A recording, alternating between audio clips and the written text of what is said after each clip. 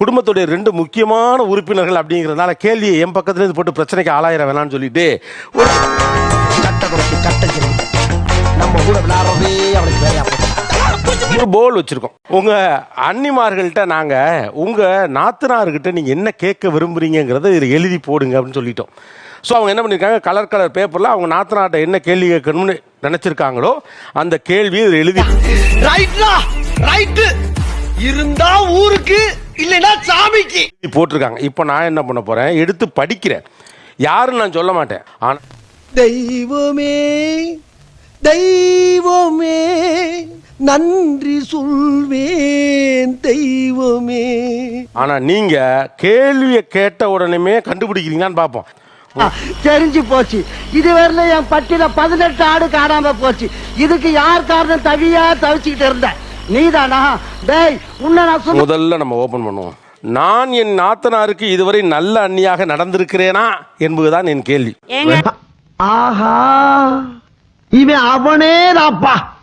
அண்ணியாக இருக்க வாய்ப்பே இல்லை. இல்ல சார். ஏன்னா இவ்வளவு சாப்பிட்டா அவங்க அண்ணி கேட்க வாய்ப்பு இல்லை. கேட்க மாட்டாங்க, அவங்க அதிகமா தான் கேட்பாங்க. நான் பேரை சொல்லி போறேன். டி உமா சங்கரி. யார் அது? ஏன் கத்துற? நீயே காட்டி கொடுத்து ஊரை கூட்டிடுவ போல இருக்கு. மனுஷருக்கு கஷ்டத்துல பாசாம இருக்கு. ஒண்ணும் செய்ய மாட்டேன். நீங்க எதிர்பார்த்தீங்களா இத? இல்ல, எங்க அண்ணியா இருப்பாங்கன்னு நான் நினைக்கல. ஏன் நினைக்கல? இல்ல, அது அவங்களுக்கே தெரியுமே. அத கேள்வியா கேட்க வேண்டிய அவசியம் இல்ல. அவங்க அந்த மாதிரி கேட்க மாட்டாங்க. இதெல்லாம் எவனாவது இத்து போன பையிட்டு போய் சொல்லு. நான் உங்களை பாத்துக்கிறேன். ஆனா நீங்க ஏன் என்ன ஒரு பொண்ணா கூட பார்க்க மாட்டேங்கிறீங்க? இறங்குனாடா. இதை கேட்டது யாராக இருக்கும்? அட வெக்கம் கட்டுவீங்களா? எந்த நாத்தனாராக இருக்கும்? எங்க அண்ணியா இருக்கும். உங்க அண்ணியா இருக்க வாய்ப்பு கண்டிப்பா இருக்கும். நீங்க எந்திரிச்சுங்க. கடைசி அவன் சொன்ன பத்தியா எனக்குன்னே வருவீங்களாடா? ஆப்ஷன் 1 உங்க அண்ணியா இருக்க வாய்ப்பு இருக்கு. வேற உங்க அண்ணியாவும் இருக்கலாம். எந்திரிச்சு இல்லைங்க. ஒருவேளை உங்க அண்ணியா தான் இருந்தா உங்க பதில் என்ன? ஐயா சாமி, எனக்கு நிறைய வேலை இருக்கு, ஆளவிடு. ஒன்றும் ப்ராப்ளம் இல்லை சார். எங்க அண்ணியா இருந்தா பரவாயில்ல, இருக்கட்டுமே. நான் குழந்தையா இருந்துட்டு போறேன், அவங்க எனக்கு குழந்தையா இருந்துட்டு போட்டோம். என்னங்க எல்லாம் நான் அப்படியே ஷாக் ஆயிட்டேன். அப்படி கேட்கலங்க. புரியலையா? ஐயா ரொம்ப நேரம் நல்லா பேசிக்கிட்டாரையா. நான் உங்களை நல்லா பாத்துக்கிறேன், நீங்க என்ன ஒரு மனுஷரா கூட மதிக்க மாட்டேங்கிறீங்களே கேட்டிருக்காங்க. ஐயோ அப்படியெல்லாம் இல்ல சார். ஐயோ அதுதான் எழுதி இருக்கு. இல்ல சார். நீ போய் சொல்றியாம்லடா. பொண்ணா இல்ல, எங்க அம்மா விட மேலா பாத்துக்கிறேன் சார். இந்த பாருங்க, நான் நிகழ்ச்சியின் துவக்கத்திலே சொல்லிடுறேன். நார்மலா நாத்தனார்னு சொன்னா கூட அது சாதாரணம். அம்மா தெய்வம் குல தெய்வம்னா சோழி முடிஞ்சுன்னு அர்த்தம். சோழி முடிச்சு. அவங்க என்ன கேட்குறாங்க, நான் உன்னை ஒரு பொண்ணா பார்க்குறேன், நீ உன்னை மனுஷியா கூட பார்க்க மாட்டேங்கிற. அவங்க பொண்ணா பார்க்குறாங்கன்னு ஃபர்ஸ்ட் உண்மையா சொல்லட்டும். எங்களை பொண்ணா தான் பார்க்குறாங்களா? இல்லையே. தேங்க்ஸ். வெல்கம். உங்க அண்ணியா மட்டும் இது இல்லாம போனா இப்ப என்ன ஆகும்னு எனக்கு தெரியல. அவங்க எங்க பாத்துக்கலன்னு எங்களுக்கு தெரியும், அதனால அவங்க கேட்டிருப்பாங்க. ஏன்னா அவங்க பொய் சொல்றாங்கங்கிறது தெரியுமே. அவங்க நிறைய பொய் சொல்லுவாங்க. உனக்கு உண்மை தெரிஞ்சு போச்சு, உன்னை விடக்கூடாது. இன்னொரு பாயாசத்தை போட்டுற வேண்டியது. ரைட்டு. சொன்ன உங்க பேரு அனிதா. யார் அனிதா?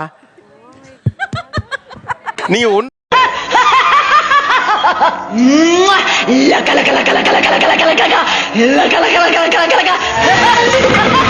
ஒண்ணுமே எழுதல. உங்களை எழுதாமலே நீங்க போய் தான் பேசுவீங்க, முதுகுக்கு பின்னால பேசுவீங்க.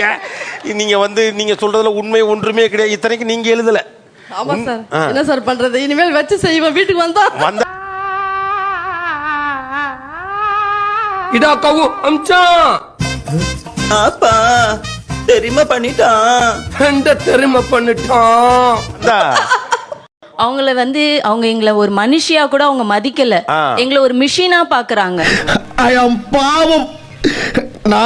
அவங்க வருவாங்க, வாரத்துல 4 நாள் இங்கதான் இருப்பாங்க, 2 நாள் தான் அவங்க வீட்டுல இருப்பாங்க. வரும்போதே ஒரு கால் வந்துடும், நான் வர, எனக்கு இதெல்லாம் ரெடியா இருக்கணும், டீ ரெடியா இருக்கணும், காஃபி ரெடியா இருக்கணும், டிஃபன் ரெடியா இருக்கணும், எல்லாம் இருக்கணும். நான் வெல்ல மல்ல கப்பட்டு டிக்க வச்சோம் இப்படி விளையாண்டுக்க நீ திங்கா ஒப்பா சோறு எந்த பெருமாடா நான் திங்க டிஃபா அது போய் என் கஷ்டம் சார். அதுக்கு தானே சார் மருமக.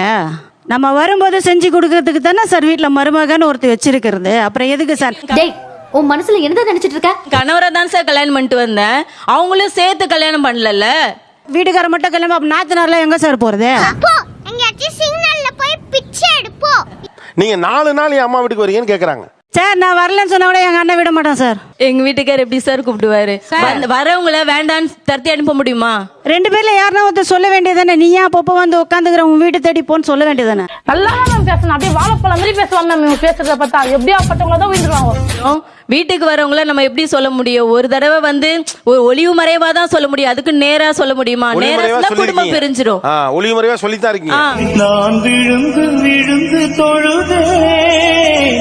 கூட பிறந்த அண்ணன் சொல்றதை விட வேற என்ன சார் வேத வாக்கு பெருசு? சார் அண்ணன் சொல்றா அதெல்லாம் ஓகே, அவங்களும் ஒரு பொண்ணு தானே சார், அவங்களுக்கு தெரியாதா? உன்னை யாரு பிரிச்சா, குறுக்க கோடு கிழிச்சா, 2 சொந்த நாளாச்சு.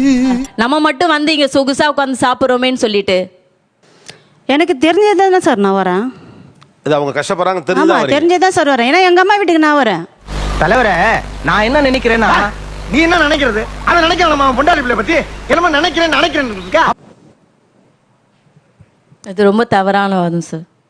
அவங்க இப்படி சொன்னா நம்ம என்ன செய்ய முடியும்? சொல்லு, நீதான் தைரியமான ஆளத்தை சொல்லு, சொல்றா. இப்ப நீங்க 4 நாள் வந்து உங்க அம்மா வீட்டுல இருக்க மாதிரி அவங்க 4 நாள் அவங்க அம்மா வீட்டுல போயிருந்தா நீங்க ஒத்துப்பீங்களா? அது எங்க அண்ணன் பிரச்சனை, அவங்க பிரச்சனை சார், என் பிரச்சனை இல்ல அது. கோபப்படாதீங்க, என்ன கோபப்படாதீங்க, பொறுமையா இருங்க, பொறுமையா இருங்க. வீட்டுக்கு போங்க, வீட்டுக்கு போங்க ஐயா. நீங்களே நீங்கள ஐயா. நல்ல வேளை எங்க பொண்ணுங்க எதையும் உங்க வீட்டுல கொடுக்கல. போய் என்னையா ஒரு 3 லேடிஸ் இருக்கிற வீட்ல அப்பப்போ வந்து சும்மா நொய்யுங்கற மனசு இல்ல. பாத்திரத்தை தூக்கி போடுவோம், கோவத்தை வந்து பிள்ளைங்க மேல காட்டுவோம், ஆனாலும் அதை அவங்க புரிஞ்சிக்க மாட்டாங்க. இதை விட என்ன உங்களுக்கு இண்டிகேஷன் வேணும்? நான் அதெல்லாம் கண்டுக்க மாட்டேன் சார். நான் அதெல்லாம் கண்டுக்க மாட்டேன். நீங்க பாத்திரத்தை உடைச்சா கூட நான் கண்டுக்க மாட்டேன். வாய்ப்பில்லை ராஜா, வாய்ப்பு. ஓகே, நான் அடுத்த கேள்விக்கு வர்றேன். ஏன் என் குடும்ப விஷயத்தில் தலையிடுகிறீர்கள்? நான் பயந்துட்டேன். ஒருத்தரை ஒண்ணுமே ரியாக்ட் பண்ணல, அதுக்குள்ள எந்திரிச்சிட்டீங்களே. தம்பி, என்ன தம்பி சோகமா இருக்கீங்க? இங்க பாருங்க, வாழ்க்கைன்னா சில அடிகள் விழத்தான் செய்யும். வாழ்க்கையில சில அடிகள் விழதான் செய்யும். பாருங்க, சங்கீதான் இருக்கும் அதுல. சங்கீதா கரெக்ட் தான் சார். கண்டுபிடிச்சீங்க? நாங்கெல்லாம் ஸ்மெல் பண்ற டாக ஃபேஸ பார்த்து கண்டுபிடிப்போம். எங்க பக்கத்துல டிவி பார்த்துட்டு இருந்தாங்கன்னா அந்த டிவி வால்யூம் பாத்தீங்கன்னா 18, 19, 20 ரைஸ் ஆகும். ஆனா அது டிவி வால்யூம் ரைஸ் ஆகுது இல்ல, அவங்க பிபி ரைஸ் ஆகுது.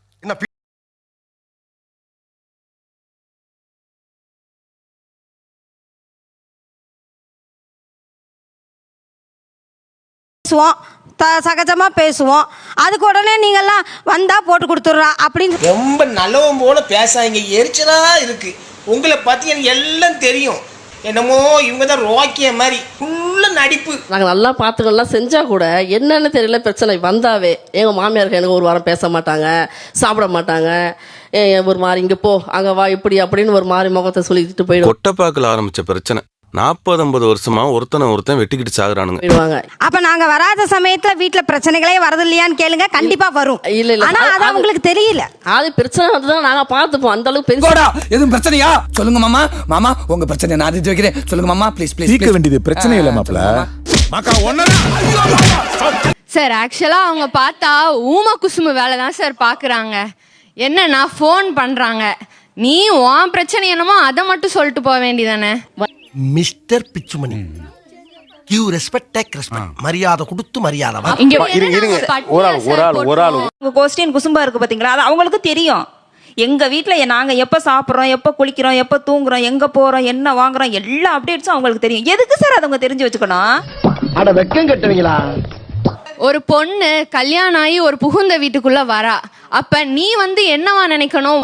அவன்கிட்ட மட்டும்தான் நான் எல்லாமே நான் சொல்லுவேன், அவள்கிட்ட மட்டும்தான் எல்லாம் நான் உரிமையோட இருப்பேன். அண்ணி வந்து எனக்கு வேற வேத்தாளு அப்படின்ற மாதிரி நீங்க ஏன் நினைக்கிறீங்க? இங்க படுத்துற நிமிஷம்னால தாங்க முடியலையே. தலை வலிக்குதுடா, தலை வலிக்குதே. ஒரு குடும்பத்துல இருந்து ஒரு சகோதரனை, ஒரு மகனை ஒரு என்ன பண்றீங்க? ஆனா நீங்க கல்யாணம் ஆன அடுத்த செகண்ட் நாங்க யாருமே வேண்டாம், நீங்க தான் வேணும், எந்த விதத்தை நீங்க முடிவெடுப்பீங்க? உன்னால என்ன பண்ண முடியுமோ அதை பண்ணிட்டேன். தேங்க்யூ. அவங்க நம்மளை விட்டுட்டு தனியா நம்ம ஹஸ்பண்டோடயோ மாமியாரோடயோ போய் பேசல, நம்மளை ஓரமா ஒதுக்கிட்டாங்களோன்னு ஒரு கில்ட்டி எங்களுக்கு வருது.